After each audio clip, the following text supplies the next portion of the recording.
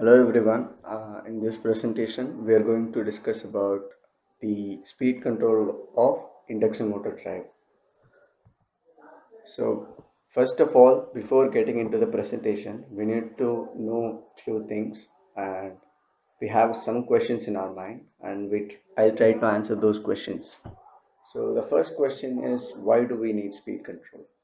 So the requirement of speed control has been there in industries and various other applications for quite long. But the fact that the induction motor was a constant speed running motor, people weren't able to use the induction motor speed control in speed control applications. So they preferred DC drives whenever they needed speed control application. So that is how the rise of the need for speed control came into picture. So as we can see in a lot of industrial scenarios, the speed of a motor running is never constant. This makes the speed control of the motor an essential part of the drives.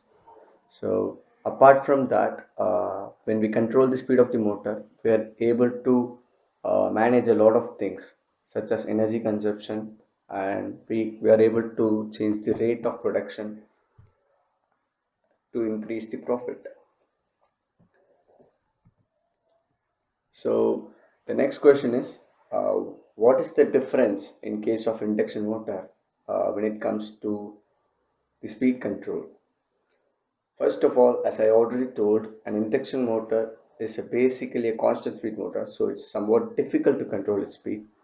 So, in order to control its speed, we need to undergo or sacrifice some of its efficiency and lessen its power factor. So, there should be some advantages to induction motor in order for us to choose induction motors over the DC drives. So the main advantages are that the induction motor drive is a self-starting unit, so you don't need a separate starting system in order to start the induction motor. And the next main advantage is that it requires very less maintenance as compared to DC drives due to the absence of commutator and brushes, which wear out in case of DC drives. So before getting into how we can control the speed of an induction motor, it is important for us to know a few things in order to understand how the controlling mechanisms work. Okay. So the first formula that we have here is Ns is equal to 120 into F by P. So here in this case, Ns, it is the synchronous speed, which is the speed of the magnetic field, rotating magnetic field in the stator, and the F is the supply frequency, and P is the number of poles in the stator. And the next formula we have here is the speed formula. The speed is equal to synchronous speed into 1 minus S, whereas S is the slip that occurs between the stator and the rotor. Next, we have the torque equation, and E2 is the rotor EMF, and R2 is the rotor resistance, and X2 is the inductive reactance of the rotor, and T is the torque, and N, as we already told, it's synchronous speed. So it is important for us to keep these equations in our mind uh, before proceeding with the controlling mechanisms. So now let us proceed and see what are all the controlling mechanisms that we have in our hand. So in order to control an induction motor, we have two ways, uh, broadly classified as stator side and rotor side. So in stator side control, what we are going to do is we are going to manipulate the things that are associated with stator in order to gain the control of the speed. So there are four methods under stator side control. One is V/F control frequency method. Next is changing number of stator poles. controlling supply voltage and adding rheostat in the stator circuit. So we're going to go through all of this in the coming slides. Let me just name them out to you. And the rotor side control has adding external resistance to the rotor side, and next one is cascade control method. The last one is injecting slip frequency EMF into rotor side. The coming slides are going to be very interesting, and let me go with it. So the first method, as we already discussed, it is V by F control or frequency control method. So as we already know the equation, Ns is equal to 120 into F by P. So it is obvious that if we are able to reduce this frequency, which is known as supply frequency, the synchronous speed will reduce, right? So in this way, we are able to reduce the speed. But the catch here is, if we are going to reduce the supply frequency, then we should reduce the supply voltage also, because when we are going to reduce the supply frequency, it's going to have an impact on the flux, so which we don't want, because the increase in flux will cause the rotor to reach its saturation, which will cause the temperature to rise and will cause unnecessary losses. So we have to reduce the voltage also if you're going to use this type of frequency control. So next controlling method is that we are going to change the number of stator poles. So as we can see in the same equation, we have the number of poles in the denominator. So it is obvious that if we change this number of poles, we are going to change this synchronous speed. So that is what we are going to achieve through this changing the number of stator poles. Okay. So in order to change the number of stator poles, we have two methods. Okay. So the first stator uh, poles changing method is multiple stator winding. So in this way of changing number of stator poles, we essentially have two separate stator windings which are electrically isolated. So we are going to achieve the control of speed by like making a switching mechanism between these two insulated isolated stator windings by using a switching circuit between them. So when you use one stator winding, the speed is going to be different, and if you connect it or if you switch it to another stator winding, the speed is going to be different. This is the basic ideology of this multiple stator winding method. And the next one is quite complex one, which is pole amplitude modulation method. In this method, we are going to modulate the original sinusoidal MMF, which is produced by the three-phase induction motor, with another sinusoidal MMF having different number of poles. Okay, right. We are trying to change the resultant MMF caused by the poles that are available in the induction motor and the poles that are responsible for this another sinusoidal MMF. So by changing this resultant MMF, we are changing the speed of the motor. So this is how it's going to work.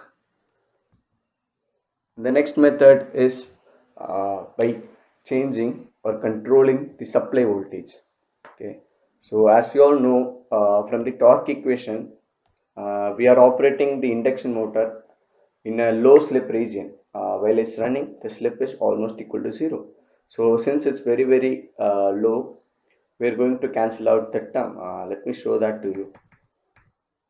We are cancelling out this term, and these terms are constants, so the equation will become like this, and we are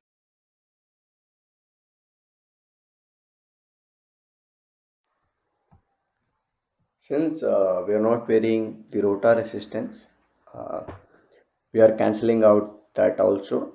So the equation will become torque is directly proportional to slip times the square of the rotor EMF.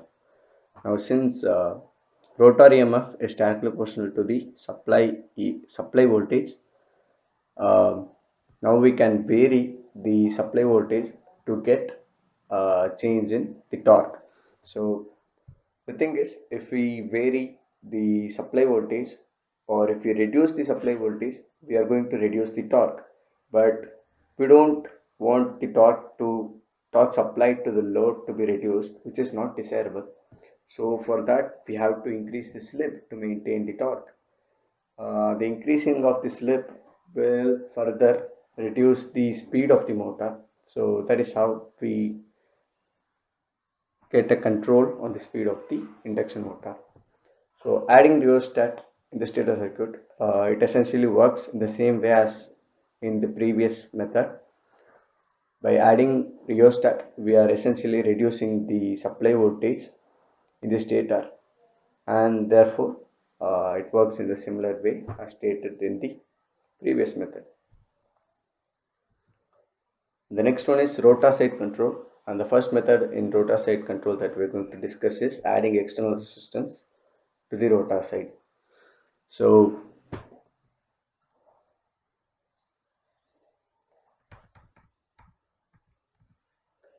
have a look at this torque equation, and now let's see how this varies if we add uh, rotor resistance, external rotor resistance to the rotor. So these are constants again.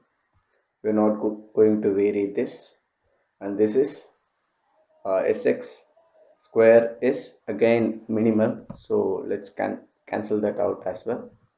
So the equation will look like something like this. So from this we can directly say that when we decrease the rotor resistance, we are going to increase the torque. When we are going to increase the rotor resistance, we are going to decrease the torque. As we already told, when we reduce the torque, it is not desirable. So for that, we increase the slip, which will further reduce the speed of the motor. So by this method, we are achieving the control of the speed. The next method we are going to discuss is cascade control method. In this method, we are going to have two induction motors which are connected on a common shaft. Okay, so these two induction motors have their own set of poles, which is own number of poles. So they both are capable of running at different speeds. So in this case, we are able to achieve four different types of speeds depending on the way they are made to run. So if only one induction motor is made to run, we are going to achieve a speed of 120 into F by P1. And if the next motor only is going to be made run, we are going to achieve a speed of 120 into F by P2. So if both the motors are made to run in a same direction, we are going to achieve a speed of which is resulting from the cumulative effect of the poles.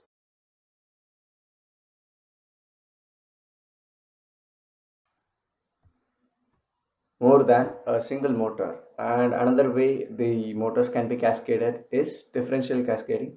In this method, the speed is going to be reduced. And the next method that we are going to talk about is the injecting slip frequency EMF into the rotor side. So in this method, we are going to discuss about the previous method that we discussed, which is resistance, varying the resistance in the rotor circuit. So whenever we vary a resistance or increase the resistance, we are going to have some I square loss.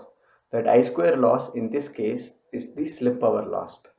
So in this method, what we are going to do is we are going to have an external circuitry to get that slip power lost into the circuit in order to control the speed of the induction motor.